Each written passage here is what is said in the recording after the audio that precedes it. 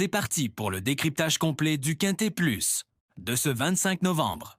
Commençons tout de suite avec ma base, mon cheval de confiance pour cette course. Il s'agit du numéro 12. Pourquoi lui? Tout simplement parce que c'est un modèle de régularité à ce niveau de compétition. Quand on regarde ses dernières courses, on voit qu'il répond presque toujours présent.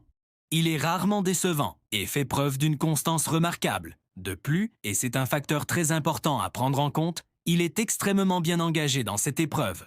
Les conditions de course sont presque parfaites pour lui. Il a tiré un bon numéro, il est en pleine forme et l'opposition semble à sa portée. Que ce soit en simple gagnant placé ou bien sûr en tête de nos combinaisons pour le Quintet Plus. C'est le point d'ancrage de ma sélection. Juste derrière ma base, je place un cheval qui ne cesse de m'impressionner. Le numéro 13. Ce concurrent est sur une pente ascendante très nette.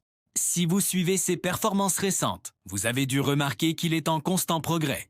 Course après course, il franchit les paliers et montre qu'il a encore une marge de progression. Sa dernière sortie était particulièrement convaincante et a confirmé tout le bien que l'on pensait de lui. Il a la capacité de lutter pour la victoire, ou au minimum pour une place sur le podium. Il a la classe, la forme et la volonté de bien faire. C'est un candidat très sérieux aux premières places, ne l'oubliez surtout pas au moment de faire vos jeux. Je vous invite à vous pencher très sérieusement sur le cas du numéro 4. Ce cheval possède une qualité redoutable en course, une magnifique pointe de vitesse finale. C'est un finisseur, un de ces chevaux capables de produire un effort foudroyant dans les derniers mètres. Pour qu'il puisse s'exprimer pleinement, il a besoin d'une condition, un rythme de course soutenu.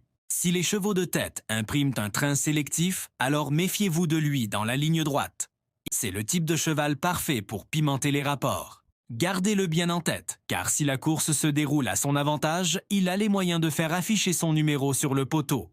Continuons notre analyse avec un autre cheval qui mérite toute notre attention, le numéro 6. Ce concurrent est un habitué de ce genre de confrontation.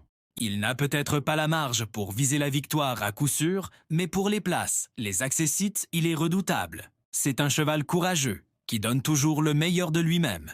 Il sait se faufiler dans un parcours et venir chercher une 4e ou une 5e place. Il représente une belle possibilité pour compléter vos combinaisons en champ réduit, par exemple. Ne le négligez pas, il pourrait vous être très utile. Poursuivons avec deux autres concurrents qui peuvent venir compléter l'arrivée.